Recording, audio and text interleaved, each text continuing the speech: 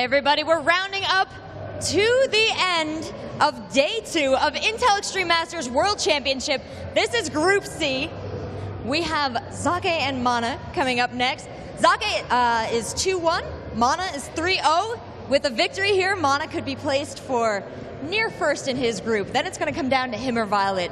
But now it's Sake's chance to secure his position. We'll see how it goes. Let's bring the boys out on stage. First up, we have Zake.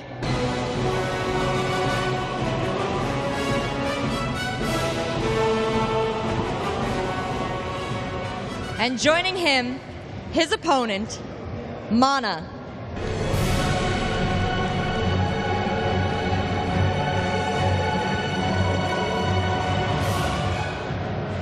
Are you guys ready to get your game on? Yeah, I'm definitely ready. Can't wait. You? Yeah. All right, I'm not going to stop you. Shake hands. Let's start this. Analysts, I'm going to pass it over to you now. Thank you very much for that, Rachel. So we have a pretty sick PvP incoming. Zake and Mana going to be going head-to-head here in Group C at the Intel Extreme Masters World Championship. Harstum, you were pretty excited when you heard this was coming up. PvP, man. That's what I love. It's all you. That's what I do. As long as when there's a TVT, well, okay, if there's a TVT, because this is really If there's going to be a TVT. If there's a TVT those anywhere, 5 days. anywhere in this entire tournament, it's all me. It's all you? But now, it's all you. Yeah. Mana against Soccer, both European, so 3-gate pressure. Okay. Or 2-gate pressure. I know. Oh, wait, we saw... Hazuops against Parting yesterday. Yeah, that's where the 3-gate pressure was. 3-gate pressure on Right. Antigua. Man, I remember that game. Nice. Okay, so this game, Mana likes to do 2-gate pressure into Robo and an expansion. He will build 5 Stalkers, Chrono Boost out the last 2. And I'm not sure if there's a Mothership core involved, because I've seen him do this a lot on Wings of Liberty, and I saw him do this once or twice in Heart of the Swarm. Sokka, on the other hand, no one knows what he does, ever. Ever. It's a big mystery. I think I once saw him do 2 Zealot builds, Stalker builds. Man, I'm serious. Like, Sokka can be so unpredictable. He can do 4-gate. He would be the guy that could reintroduce the 4-gate into PvP. 4-gate Prism. Does that still work with the Mothership Photon Nexus Cannon Planetary? I don't think it would work. Like, with Sokka it would work. If he would do it, I'm serious. Like, I've seen him do strategies that aren't supposed to work, and he just puts a pylon near your ramp and you start missing your force fields. And Yeah, you can have a lot of stuff that like technically shouldn't work, but the element of surprise and just wow, the audacity to actually go and do it catches. It's not the kind of thing you would win 2 games in a row doing, but Zake is one of those players who's sufficiently random. I wouldn't be surprised if he did try. Sufficiently random. I think we're going to see oracles from him, though. He Really? seems like one of the guys that uses oracles in PvP. 1-gate, Stargate, Mana's going to do 2-gate pressure. That's what my expectation is for this game. Sure. All right. All right, well, we'll see what strategies these players have in store for us. It is, of course, Mirror Matchup. This PvP is brought to you by Todd and Kalaris. Thanks very much, guys. Welcome back to the caster's desk here as we now jump into... Have we had PvP today? Not today, I think. Yesterday we had at least 1 or 2, and Yeah. actually, I'm not sure those games were aired yesterday. I watched some PvP off the air. There was one aired, though. I remember it. It was Parting versus Hasu Orbs, and unfortunately for Hasu, he didn't really stand up to Parting. Yeah. So, anyway, guys, we are now going into our first map here in this best of 3 as we load up onto Ohana for this PvP. And I really like this map.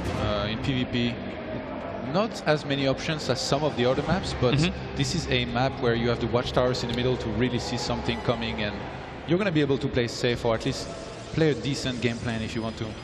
Well, indeed, let's go in as we do have, spawning down to the bottom right-hand corner as our red Protoss. He goes by the name of Mouse Manor. And spawning up to the top left-hand corner as our blue Protoss. He goes by the name of ATN Soccer. And you know, I've already talked yesterday about how I really like Stargate in PvP. And for me, it's the flavor of the month, basically, with Heart of the Swarm. The Stargate can counter pretty much everything, or at least do decent against pretty much any build. But so far in this tournament, I haven't seen many players really use it, so maybe they disagree with me, maybe they prefer to play other strategies, but on this map, I definitely think this is one of the better choices. Mana used to play Blinkstalker a lot, but on this map, this is going to be weaker than on the other maps because you don't have nearly as much space to maneuver. So I think Mana on this map is more likely to go for some type of Robo and Expand build, whereas Soccer is pretty much a wild card in this matchup. Yeah, and I think from my point of view here in this PvP, it's quite an interesting clash of players in essence, because there's Soccer, who is always, you know, having you know, long conversations and practice with Hasuobs, and Hasuobs, being a teammate of Mana, is also probably in the same boat here. So these players probably have a good insight as to potentially what their opponent could do, but just indirectly, in essence. It's really weird. So who do you think Hasuobs is cheering for right now? Good God. Maybe Germans. We'll go with German Brotherhood here right. for Soccer and Hasu. And so far, pretty standard build by both players. Both of them are going to add a second gas, I believe, and Soccer, well, both of them are actually going to scout at about the same time, Mana a little bit later, as both of the probes avoided each other in the middle of the map here. Yeah, looks like he's just going to head on out and let's see what he can see in his opponent's base. We've already seen Soccer adding on that second gateway, whilst Mana for now just deciding to not actually go for that. With Soccer actually going for that, he's going to have a little bit more Stalker coverage out than his opponent, but Mana just going for the sentry, just kicking things off a bit more defensively. Oh yeah, they've already done different builds here. One of them going for 2 gates, being Soccer, and Mana is going for a sentry and then Mothership Core. I think we might see a 1-gate expand here out of him, but he did saturate both of his gases very early on, so he had 3+3. Usually when you do that, you're going to have a lot of gas very quickly, and you go for either a Stargate or a Twilight, but hey, he's already got some money, he's sending a probe to his expansion. I think we're going to see a Nexus here in a second. And 2 sentries is the magic number on this map to be able to seal off your natural here at that ramp. So very, very nice, and really playing to the map, I feel, here from Mana, as opposed to Soccer, who's getting a bit more aggressive, but I don't really think it's going to do too much here. Hey, it kind of looks as if Soccer wants to go for his own expansion, but a bit delayed and with a little pressure before that. Yeah. Yeah, he's sending a probe there as well, so he's going to go for the same Nexus as Mana, just a little bit delayed. He's invested a little bit more in units, and he needs to use those units to do some damage and try to make it worth it. He has 3 Stalkers, and I think Mana having a couple sentries, he should do very, very well against this. I mean, as soon as his Nexus finishes, he can use the Photon Overcharge, as he will have enough energy for it. Yep, very, very useful indeed, as the Planetary Nexus does come into effect.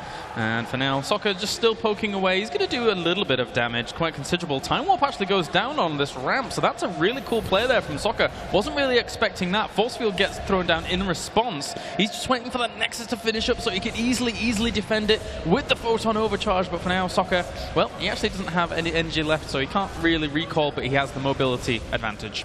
And this is a great build to go for in Wings of Liberty, because you have the sentries that can force field the ramp. Oh. And he's actually going to go for Photon Overcharge here whilst throwing down those force fields, so sealing these units in whilst trying to kill them off. This is a really, really cool little play. Admittedly, he did sacrifice sentries, and he's going to actually sacrifice his Mothership Core as well. The Photon Overcharge does catch one of those Stalkers on the retreat out. So blow for blow here in the early stages. Yeah, and as I was saying, this is a good build by Soccer on Wings of Liberty, because there is no Mothership Core there on. Your opponent cannot see up your ramp, and you're always going to be able to not be spotted up the ramp as well for Mana. So for Soccer, I mean. So in this game, the Mothership Core and the rush that Mana did, it did not really do any real big damage on the expansion. But I mean, Soccer was the aggressor, definitely, and Mana was on the back foot here for a minute because of that. And this is never a good start in a game, even though you can defend. We see the worker count actually 34 for Soccer, 28 for Mana. This is going to play a big role very soon. And Soccer, he went for Stargate, Mana for Robo. Stargate definitely has the advantage in this situation.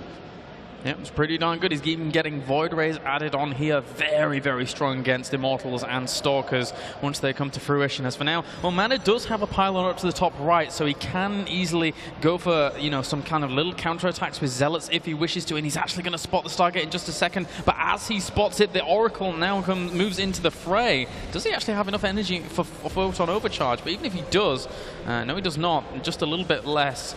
as the Stalkers now come and try and chase it away. But he gets good scouting information with this as well to Soccer. Yeah, he saw the Robo, so right now he's definitely happy. He's going to pump out a couple Void Rays for sure. He can go into his own Robo if he wants to. He can go into double Stargates.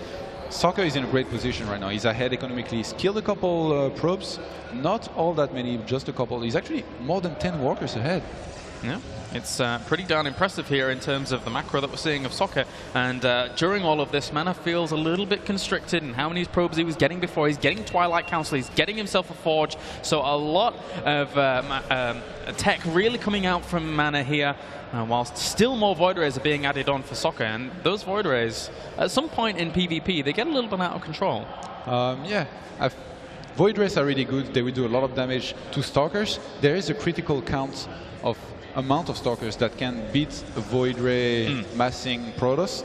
But we see Soccer is not putting all of his eggs in the same basket. He's going to go for the Robo, and I'm pretty sure we're going to see some Immortals because he's expecting a lot of big Stalkers. Yeah, Void Ray Immortal, a very, very strong composition against this, especially once that charge kicks in just for that earlier start of that. But for now, Mana does see the Void Rays. He sees the Robo facility now pumping away at what we suspect to be initially the Observer, and then from that point on, the Immortals. Already sees the Forge as well, but he has that slight lead, just committing. It's going to be Gateway against, in essence, in inverted commas, some kind of mech air. I like your description. Yeah. And we see Mana going for the Templar Archives here. I mean, he's not facing Phoenixes, so it's not for Templar and feedback. He's just going to add Archons to his composition and maybe go into a Zealot Archon with Charged Lord's composition, basically, where he tries to overpower his enemy in an open field. He cannot fight in a ramp with this army, as he would not have Colossi.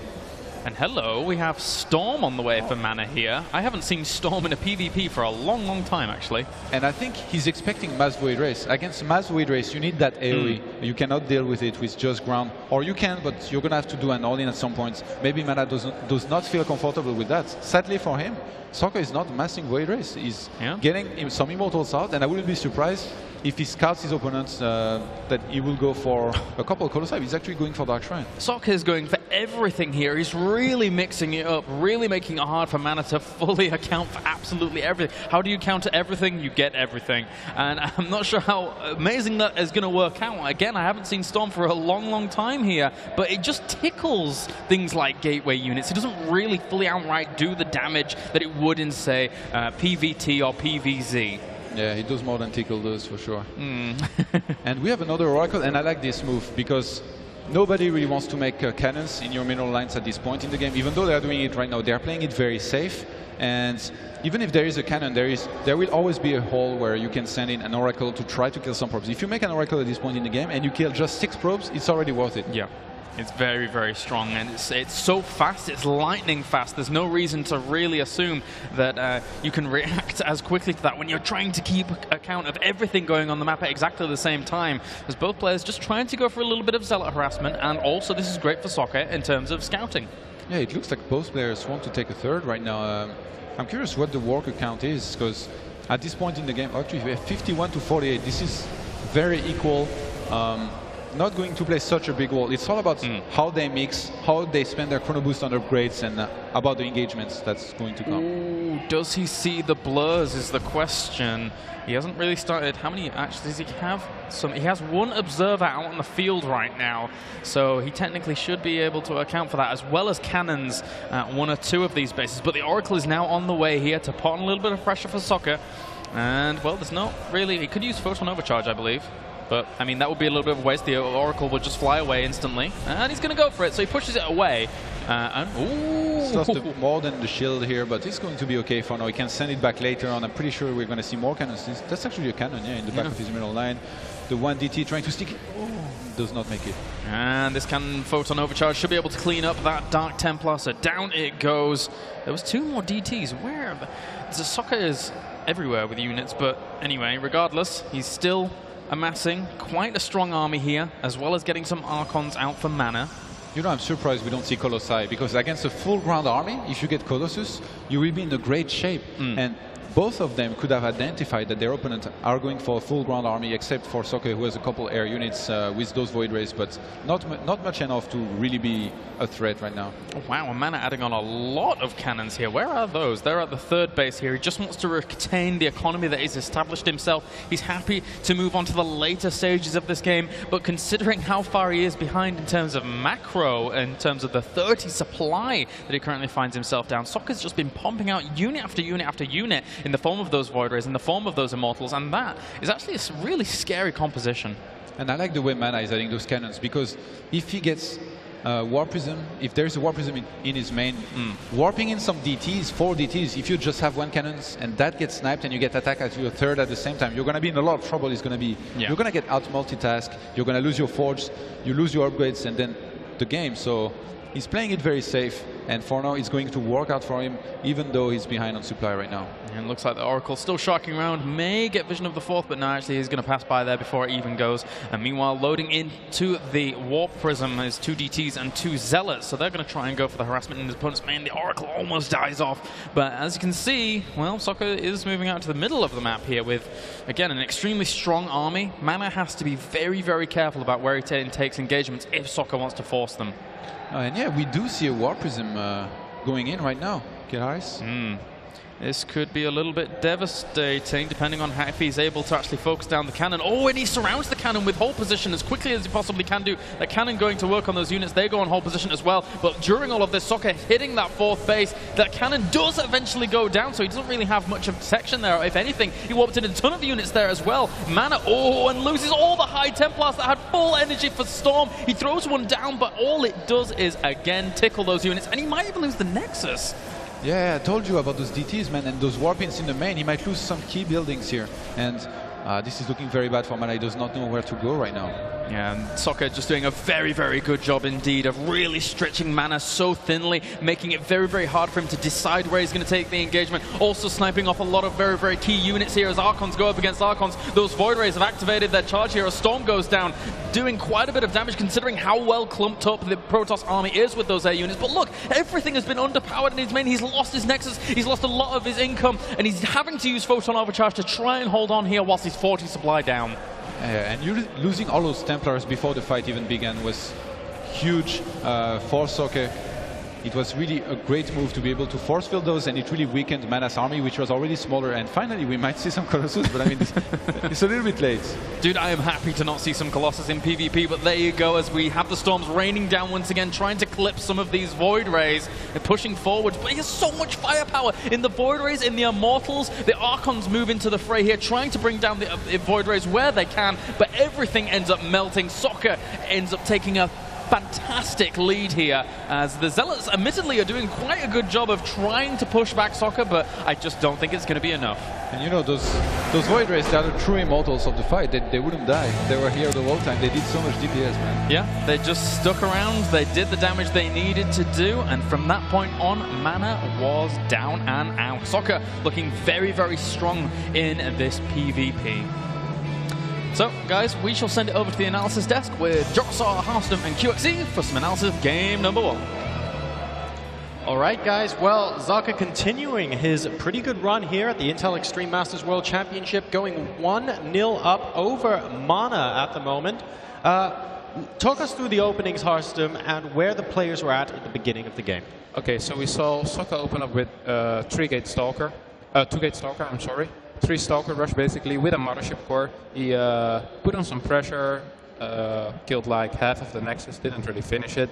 Then the Mothership Core from Mana came in, did the Planetary Nexus. He killed 2 Stalkers, I believe, but lost his own Mothership Core, which didn't really put him in a safe position. So Mana was, at that point, Mana was really scared and stopped probing for, let's say, a minute, maybe a minute and a half. That put him behind almost 12 workers, and if you're behind 12 workers in PvP, it's going to be really hard. Yeah. And we basically saw throughout the game that Mana was behind 30, 25 supply, around those numbers. And there weren't really any opportunities for Mana to get back in the game. I would have liked to see him do some kind of Storm drop, because he did have Storm, he did have a Robotic, so he could have loaded up 1 or 2 High Templars and then just dropped them, try to kill some pros, because he really did need something to get back into the game. Well, you mentioned that Mana stopped probing for about a minute there, which is why primarily he had that worker deficit. What was he going to be putting himself at risk of if he just kept probing the entire time? Basically anything. Soccer was throwing down a Stargate, and if he wouldn't have been probing, Soccer made 4 gates in total. So he would have just been able to put down a pylon and kill Mana. He didn't have any kind of planetary nexus there, so yeah, he was just basically going to die against it. I think if he wouldn't have lost the mothership core, Mana would have actually been pretty far ahead. Sure. And then we've got, of course, a key point towards the very end of the game here that we want to check out between the 3rd and the 4th bases. Harstem, let's take a look at what happened here. Okay, so we see that there is some pressure in the main base, and Mana is not paying attention to his High Templars, has them on a different control group than his own units, and he loses 5 High Templars, only getting down 1 storm, and that only damages the shields of those units. So this was basically the nail in the coffin, so to say. There was no way for Mana to get back after this. The only way to really get back was to either do eco damage or to kill a lot of units with the storms. Sokka like Miss Micro and walking into these storms, and that would have been a possibility, especially with Void Rays and Chartlot. It's a little bit hard to control against a lot of storms, and he did have a lot of storms. Like, let's be honest, 5 High Templar, full energy. Yep. That's 10 storms. Yep. And even with the storms, he'd also have a couple feedbacks there against the sentries if that was a good idea. No, that's a great point. Sometimes indeed the feedbacks against the sentry, 2 armor on against all the range unit helps a ton. Yep. And he was tasking the multitasking the entire time as well. The drop in the main base, managing to kill off the Nexus before it could be fended off. Incredible stuff there. We'll see if he could rally himself, though, in game number 2. The players are now in the lobby, and we're going to be hopping over to Kalaris and Todd over at the commentator's desk. Thanks very much, guys. Game number 2, Entombed Valley. The countdown has begun as Manis sports his cool new top for Team Razor. I really want that top. I really want that top. Those look pretty cool. Yeah.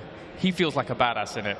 Maybe not so much after losing Soccer in game number 1, but I'm telling you, he feels like a badass. Yeah, but Soccer is the sick nerd baller from Katowice, man. That's true. So we have a Razor badass versus a sick nerd baller here. Game number 2 between them PvP. Entombed Valley is our map, as we have Soccer and Mana going up against one another. This is important. These last couple of games really narrow down the top 3, which will advance on to the bracket stage. So, spawning down in the bottom left-hand corner here as our blue Protoss. He goes by the name of ATN Soccer. And spawning up to the top right-hand corner as our red Protoss. Currently 1 game down. He goes by the name of Mao's Mana. And the map being Entombed Valley, this map is a little bit similar to Ohana, as in you don't have that much space to play with Blink, to blink into your opponent's base, then get out. But there is even more room for proxy pylons, so you have to be careful. This is a map where most players, they will play even more defensively than they would on Ohana. And on the other hand, some players will play even more aggressively because of all I just explained. Yeah. So both of these players, I mean, Mana, he has more of a passive style. He knows how to be aggressive sometimes, but we've seen Soccer being very aggressive in every one of his games, against Zergs, in the first game now against Mana, so I wouldn't be surprised if Soccer goes again for some sort of aggression early on here. Yeah, there could indeed be that potential. As for now, we do have very, very mirrored builds early on. There's never any real deviations in this matchup unless somebody's going for a crazy proxy, which fully enough in the Intel Extreme Masters version of this map, considering is cross spawns forced. We have seen some proxy gateways on this map from time to time in people's bases, etc.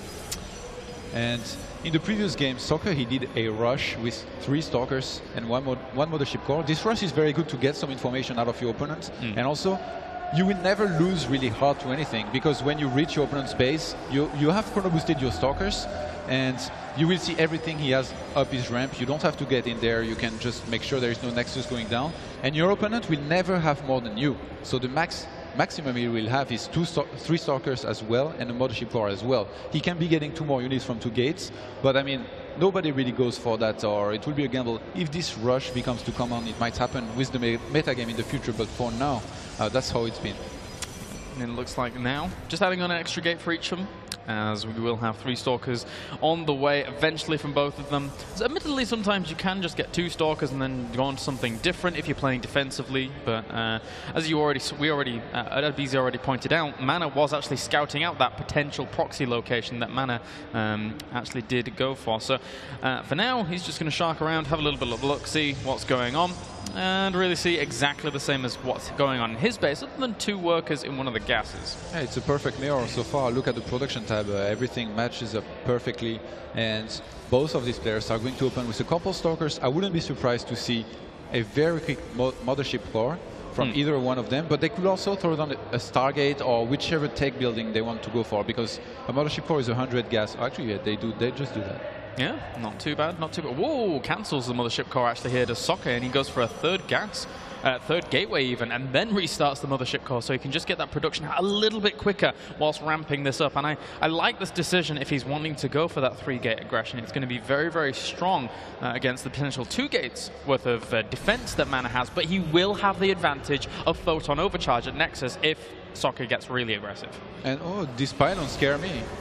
If some probes was to come in the middle of Soccer's base between the pylons and Nexus, they could get stuck, but let's just hope for him it does not happen. He's going to be on 3 gates. Wargate is about to finish. Yeah, he has a proxy pylon in the making. Oh yes, so Mana has to be very careful here. Soccer is appearing weak, but he's going to be very strong soon. As soon as he warp 3 extra Stalkers, but Mana is warping. He's actually making 2 Stalkers from his gates right now in his main. Yeah, so he's going to be 6 Stalkers against 5. And he also spots the pylon here. He's going to try and focus on the Mothership Core. Don't think he should be able to get that though. Oh, but he gets it with the warp in as well. Very, very nice here for Soccer, actually killing that off, restricting any kind of defensive advantage that he would have with the Planetary Nexus. But I mean, at the same time, Mana will be able to force him back, and the Mothership Core is on the way. He just needs another warp in, and then he should be, well, it's going to be even for now. You know, Soccer, he did not expect those 2 extra Stalkers to come in at this time. He really expected Mana to have gone for 3 Stalkers and not more. So he was confident, he went in, he got hit too early. It was supposed to be 5 Stalkers plus 1 Mothership Core against 5 Stalkers, but instead of that, it was a weak Stalker plus 4 against 5. And now, they're pretty even on units count. Yeah, Mothership Core is out right now once again. Good force field will seal some of those Stalkers in, do not have Blink, and now that the Mothership Core is out, he can save up energy for that defensive capability. But meanwhile, down to the bottom left-hand corner, we do have that pylon sneaked on in there by Mana. Very, very sneaky indeed. And even a Photon Cannon going down, just to make sure he's not too vulnerable to some kind of crazy DT play. I remember Hazu did the same thing against Sparting. What happened to these German Protosses when they bootcamp? They got DT'd every single game. Now they're so scared. It seems so. They're very, very scared of it, just making sure that it does not come along, as the Robo facility is on the way for Soccer, but Mana is trying to seize the opportunity and lead by getting himself a Nexus, and hello, Mothership Core harassment. And you know, Mana has done something very smart right now that I would not even have thought of. He hasn't warped any units yet in the base of his opponent because he's expecting him to be there.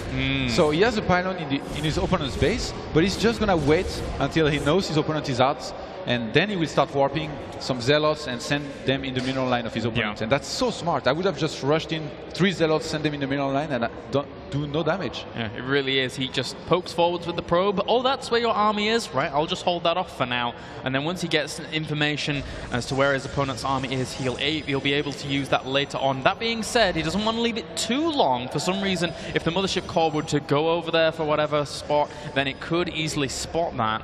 As for now, Soccer still unaware. Yeah, Soccer is definitely behind in this game, not by much on the worker count, as he's on 25 probes against the 27 of Mana. But Mana, he's got his 2nd Nexus up already. He's going to start getting a lot of probes out. He can even chrono boost them if he wants, if he sees that his opponent is getting an expansion as well. And nice, I like this move, the Hallucinated Oracle. A lot of people will panic when they see that. And nice pick off of the Observer here. They really will. That Hallucinated Oracle, very, very scary here. Might force the utilization of some kind of extra anti-air. Just move away. that's quite cute, but and at the same time, it looks like Mana's actually going to press the issue here. Those Stalkers engaging in a bit of an odd spot. Why is he actually just allowing this to occur? Throws the Guardian Shield up, catches a few of those units with the sentries as well. And, well, he has his own mortal rendezvousing with all of this here. 62 supply currently to the 55. Socky getting a pretty good engagement, but at the same time, he has warped in those Zealots, utilizing that pylon up on the high ground, kills off the Immortal. That is a big deal here as Mana, well, Soccer's forced to use the Planetary Nexus, and will he be able to fend this off? There's still so much firepower here from Mana. And he used the pylon inside of the main to bring in some Zealots, and that really helped in that fight. Very much so. It looks like he's going to be able to tie up the series if he can actually move out of range of the Photon Overcharge there, with more Zealots actually warping in on the high ground. A fantastic little lead here for Mana as all the probes get pulled off the line. The Photon Overcharge realizes, wait, there's a pylon there? I better start focusing that down. But for now, the Mothership Core does go down for Soccer. 15 supply to 47. Mana looking to seal the deal. Game 2 goes GG to Mouse Mana. Very solid.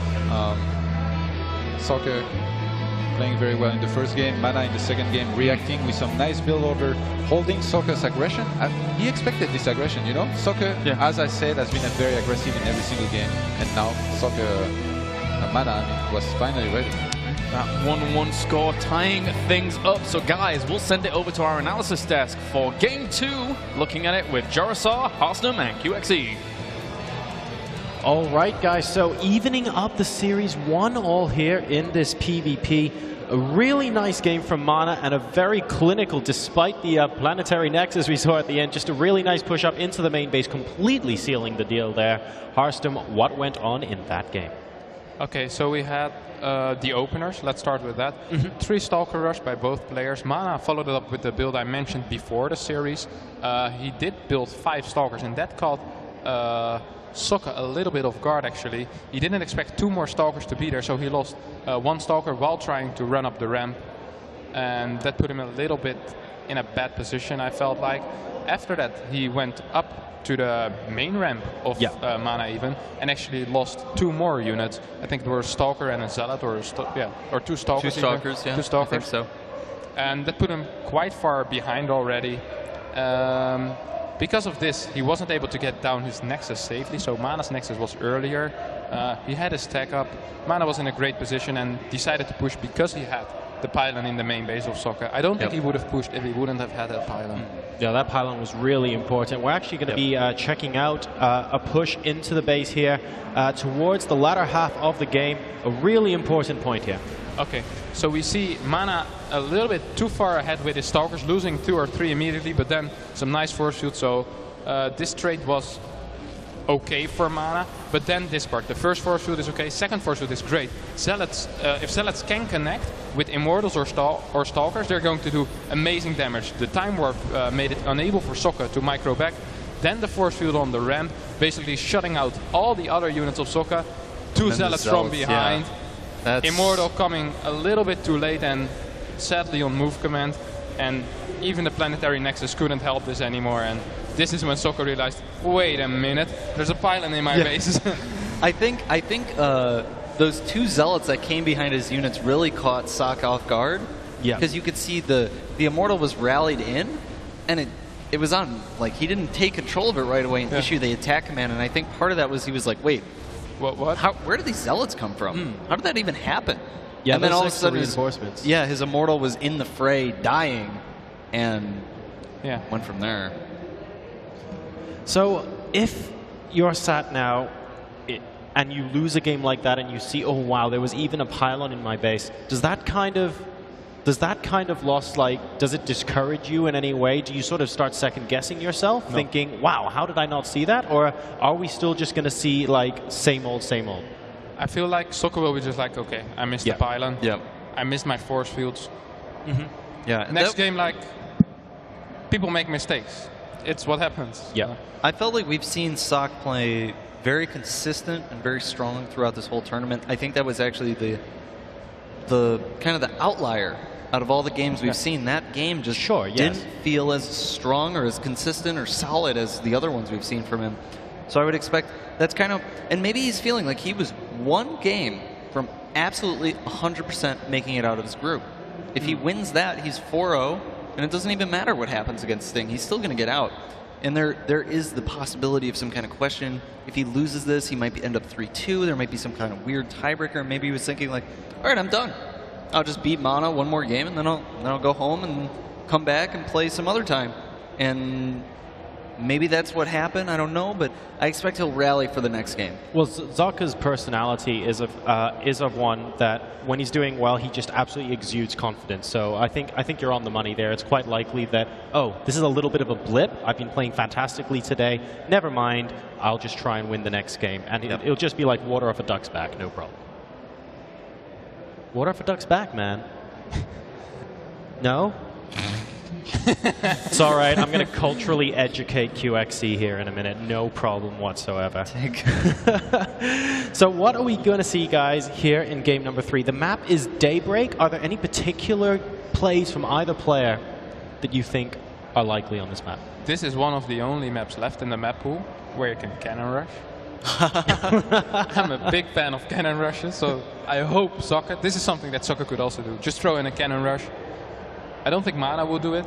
I think we're going to see the same build from Mana. It's really good on Daybreak. I hope we're going to see the same build with Mana, because I'm really curious how he would react to some kind of one-gate Stargate play, Oracle in the base, the moment you move out with the 5 Stalkers and your Mothership Core. I think that's really hard to beat when you do the build Mana did last game. So yeah, just really curious what we're going to see. Cool. Well, we'll find out if they decide to mix it up here, guys. The map is Daybreak. Let's throw it over to our commentators for the start of this game. They are Todd and Kalaris. Thanks very much, guys. Game number 3. Who'd have thought it would come down to the wire? And in Group C, it is so ridiculously close between Violet, Mana, Soccer, and Sting. It could go any way. Maybe, well, Violet, I think he's out and way and ahead, but Violet still has a dictating role in this group because he now has to play Mana after this series. And Mana, he's up 3-0 in the group right now, but he's 1-1 right now against Soccer. If he loses to Soccer, he will have to play against Violet last. It's going to be a really tough match. So he needs a win here to be sure to be in a great position. And it's obviously going to be tough, but he can do it, I think. Yeah, indeed. So let's see how it's going to play out here as down to the bottom left-hand corner as our red Protoss, tying things up. He goes by the name of Mouse Mana. And spawning up to the top right-hand corner here as our blue Protoss. He goes by the name of AT Soccer. And both of them are going to go for a standard pylon. We are not going to have a proxy or a cannon rush just yet. Aww. You know, actually, if you go for the cannon rush on this map, you throw on the forge at 12 or 13, and you send your probe in advance, and then you try to sneak it behind the middle line of your opponent and make the cannons there. But I mean, right now at the highest level, a lot of people started having enough experience to be able to defend this. They're going to send a probe behind the middle line to be able to really stop this. Yeah, and we do see regular openers with the gate from both players. Well, there was always the potential, but unfortunately it did not come to fruition here. Soccer and Mana playing out normal. We do have the gas geysers on the way. And actually, now that I think about it, I can't believe QXC doesn't know about water off a duck's back. I guess it's an Englishism, but whatever.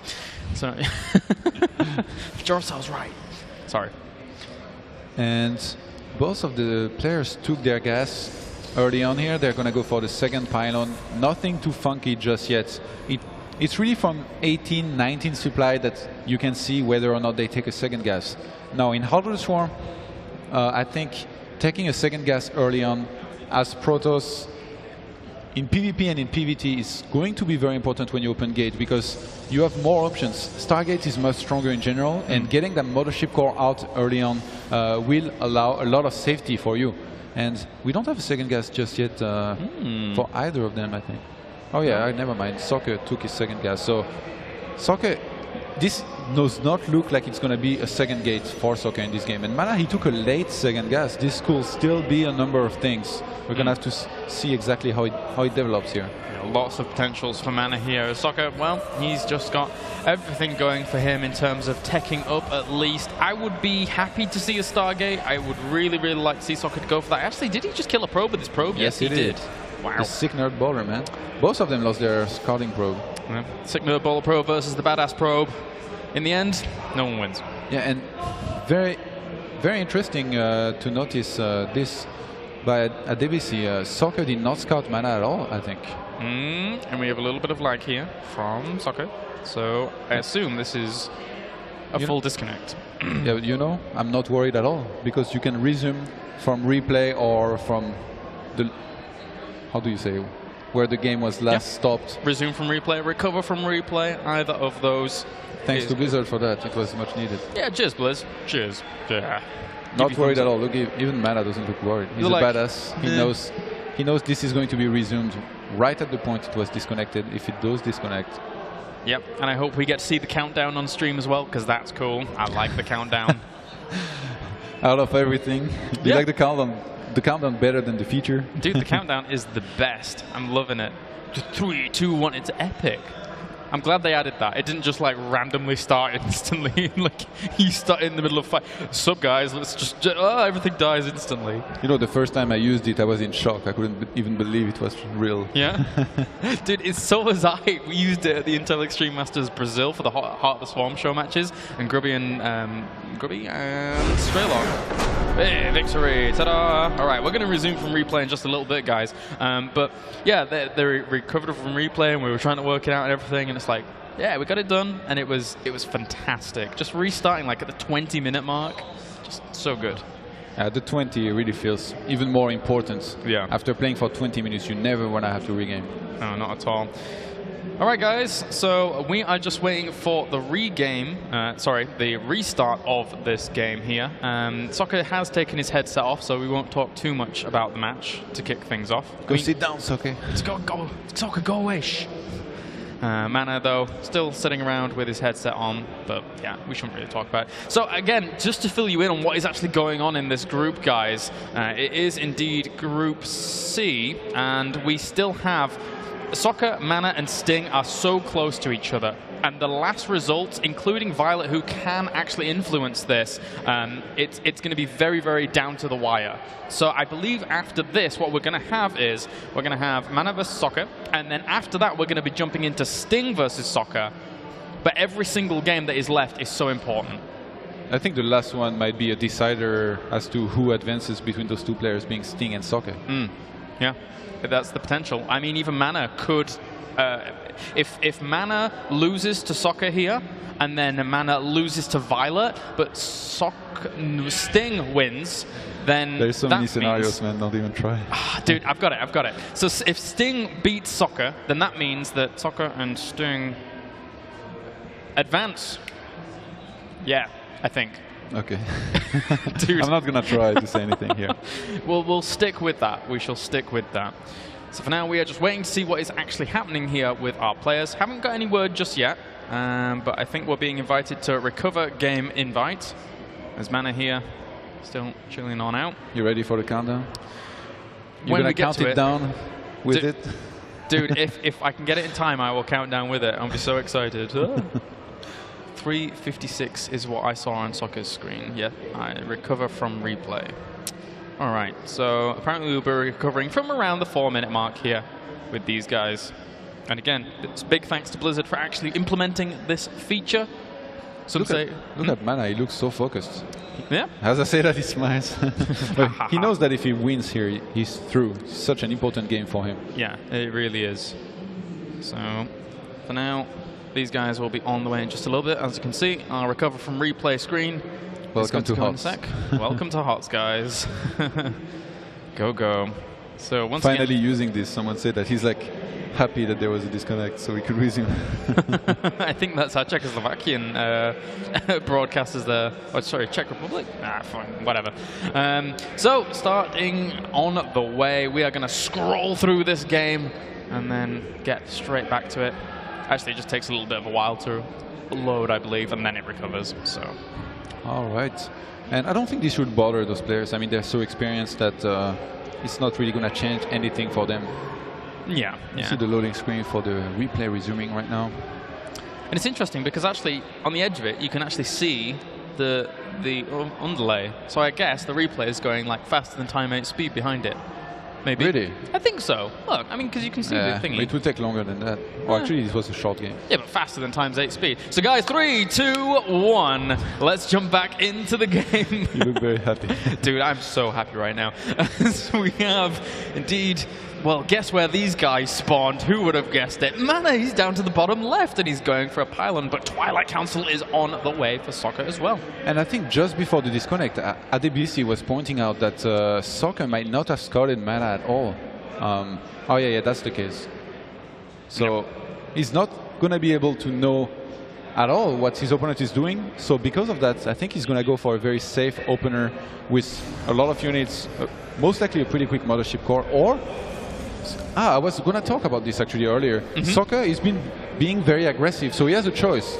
He can choose to slow down or be even more aggressive. And here, he's going to do the option where he gets even more aggressive, but in a smart way. He goes for DTs. He's expecting Mana to get a lot of units out again, like in the last game, to be able to repel any kind of early on attacks, except he's going to be DTs. So I think Soccer is counting on the fact that Mana might make too many units and not be ready for this. Yeah, and apparently this is why Hatuops decided to go for Forge and Cannons as well, as Soccer has after dealing with that. It's kind of scary. But, you know, this is a very, very scary thing. Dark Shrine, if you're not fully aware, actually costs a lot less than it did in Wings of Liberty. It now costs 150, 150. There was a time where it cost 150, 100, and all I did from that point on was make Dark Shrines every game. It was fantastic.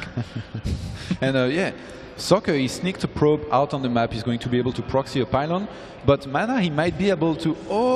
he's going to see it, I think. And also, his attack is going to tell him that there is not that many units, so there might be DTs. Yeah, this is a scary little spot here from Soccer to actually fend this off to kick, to really get this going. Robo Facility is going down behind this for Mana, so he needs that Observer out and about as he realizes that, hey, there wasn't that much at the front there. What is going on? And he's actually going to get even really good trades with just his initial Stalkers and his Mothership Core. So, but he has to assume now DTs are on the way. And Mana, as he saw this proxy pylon, he's thrown down a Robo, and he knows that this might be DT. A proxy pylon this late is almost always DTs. Yep, and he's even seen the Dark Shrine as well, so will he be able to throw down this? Oh, he doesn't get the Force Fields down before the Dark Templar actually waddles on in. Robo Facility is not done just yet, so that is a little bit of an annoyance for him, but the Stalker's still poking at the front. The Dark Templar gonna go to work now. He can't start swiping at the Robo Facility. It's going to guaranteed to complete that Observer, so he's gonna try and get as much damage done before then. And the sick nerd brother from Katowice is gonna start killing units left and right in Mana's base. Oh, nice Force Field. Gonna be able to buy him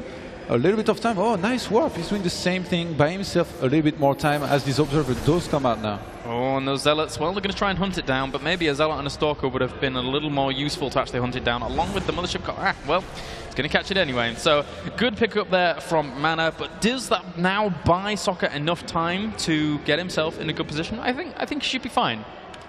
He didn't lose that many probes. I mean, he only lost 5 probes. Right now he's at...